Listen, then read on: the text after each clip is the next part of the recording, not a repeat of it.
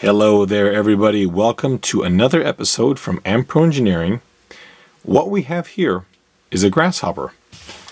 The Grasshopper is quite possibly the grandfather of the cheap, basic, inexpensive RC car.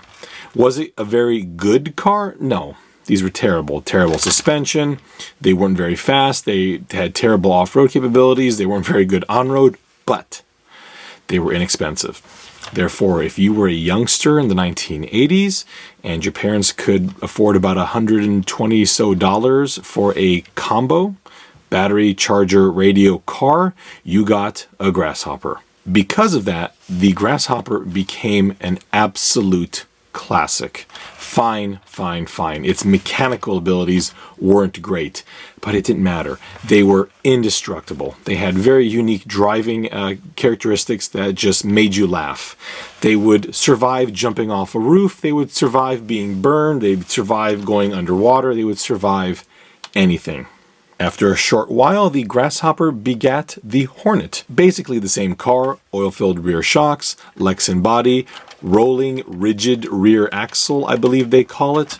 Same basic chassis, same terrible off-road performance, but just as much amazing, fun, and indestructible characteristics. This brought in a slew of copycats. What we have here is the World Engines Rockbuster.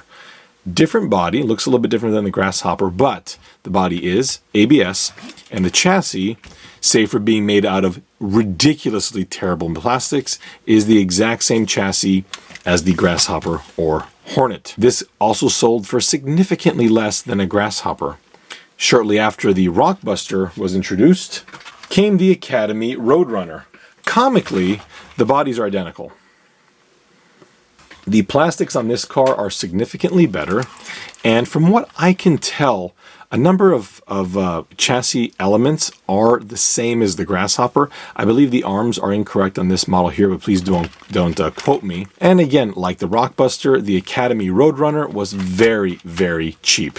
Something a little bit unique here, instead of the clone being worse than the original, this particular clone is better than the original. What we have here is a Panda Cyclone, also known as a Mugen Manx. This vehicle here came factory with double wishbone front suspension. It has UG front shocks, UG rear shocks, metal Nerf bar, I believe it's made out of aluminum. You had a rear sway bar. It's arguable how good the sway bar is on these cars. You had a Lexan body, and weirdly enough, you had a very unique transmission. This transmission is not shared with any other Tamiya that I know of. So kind of odd that you actually got a better car than the one it was copying. The plastics were also much harder, which meant that fine, they'd be a little more brittle, but you had less deformation and flex as you were driving it, so your driving characteristics were a little easier to anticipate. Quite on the opposite end of the spectrum of the Panda Cyclone, we have this. Let me just get this in here. And the box, I haven't opened it yet, so that's why I have this around.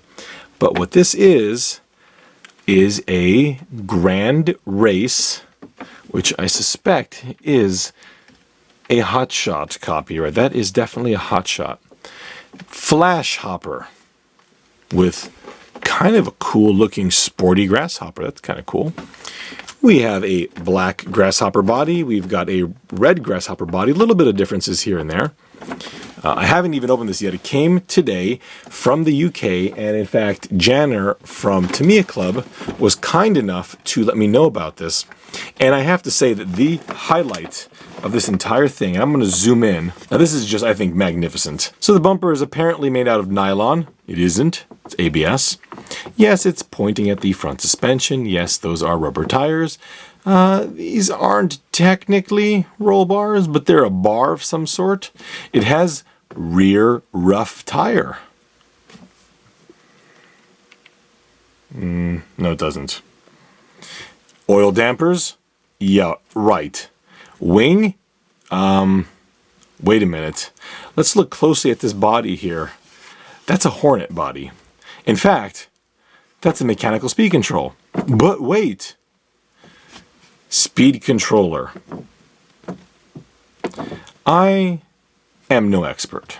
I'm not, but I'm fairly certain that the thing attached to the other thing, attached to the rods, attached to the round things in the front of the car, makes the car turn. So it's pretty unlikely that that is a speed control.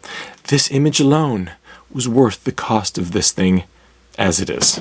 So over here we can see that it has real metallic suspension. I have to inspect that. Realistic tires, hops over obstacles, maybe. Headlights, kind of cool. Let's see if it has 6 ways action. This is interesting here. 6C batteries, rechargeable recommended. So that means 4.8 volts. That is quite low. Here we can see the car. I don't remember if it's new. Let's open this up. There's the first, jeez. Just clean that. Let's open this up here. I have not opened this up yet.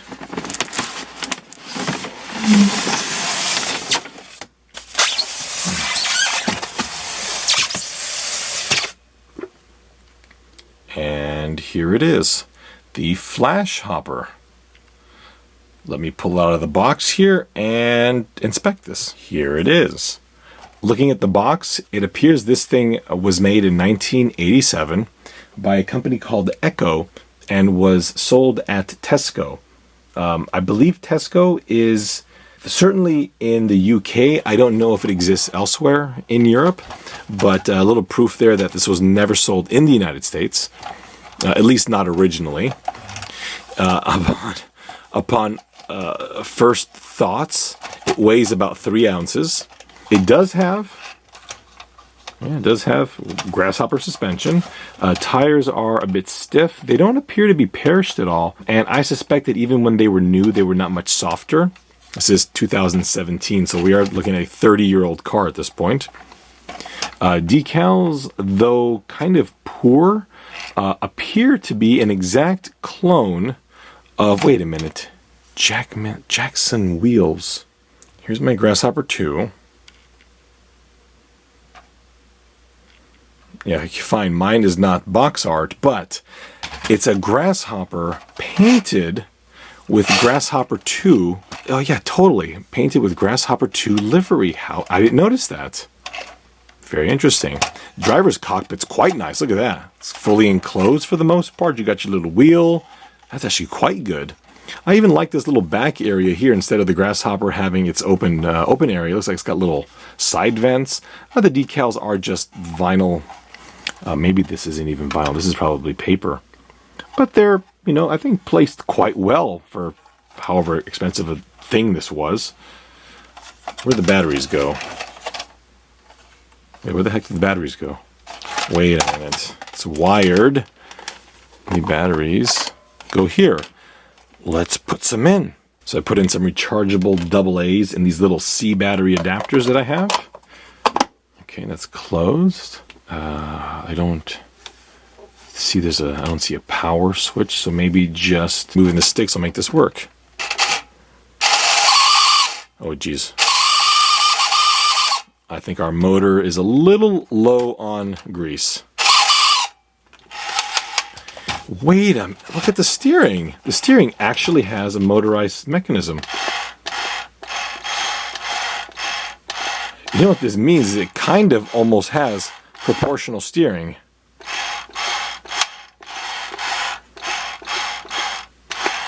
How interesting.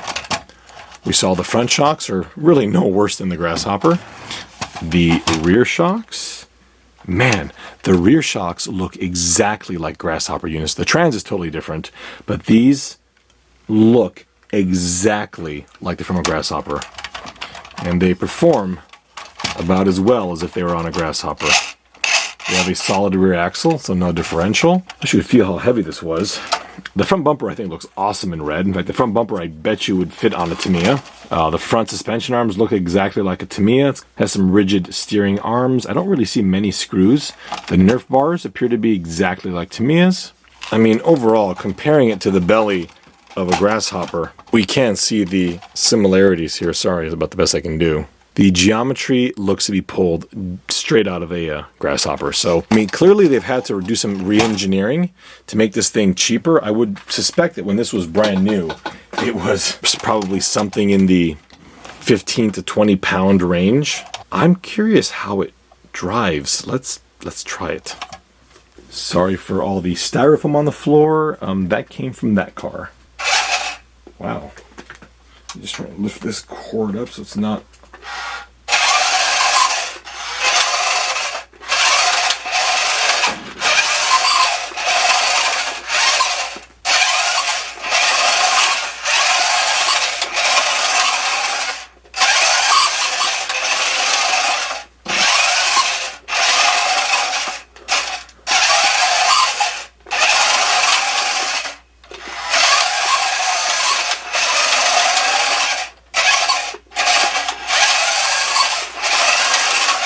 I have to say, for what it is, you know, think about it. Think this is probably designed for a 5 or a 6-year-old. You spend 15 pounds on one of these 4C batteries. This is probably a pretty darn good toy. The Flashhopper looks like a Grasshopper. In fact, to the untrained eye, you throw a set of these decals on this, and you'd be hard-pressed to tell that this wasn't a Grasshopper. Is it very good? Is it good for 15 pounds worth? Yeah, it is. Is it a professional-grade RC car? No. But technically, neither is this. You know, they're both toys. They were both there to, you know, make a child happy, and I think this... I actually really think that this would have made somebody very, very happy back in the day. It's a neat car. I'm incredibly content to actually get it. If you're interested in seeing some more running, maybe taking it outside, I'm welcome to do that. I don't think that many of you out there would care to see this thing buzzing around outside, but if you do want to see it, I can make it happen. Again, a big thank you to Janner for finding this car for me.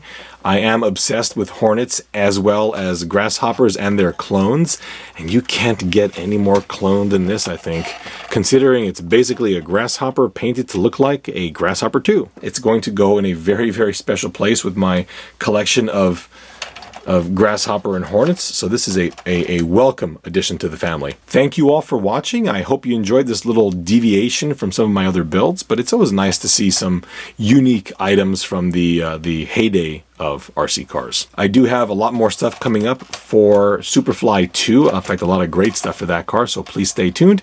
If you like this video, please subscribe, hit that little like button, and go ahead and leave a comment. I'm always excited to see what everybody thinks. Before you take off, go ahead and find my page on Instagram and Facebook at Ampro Engineering on both, and check out the band Blue Pinto.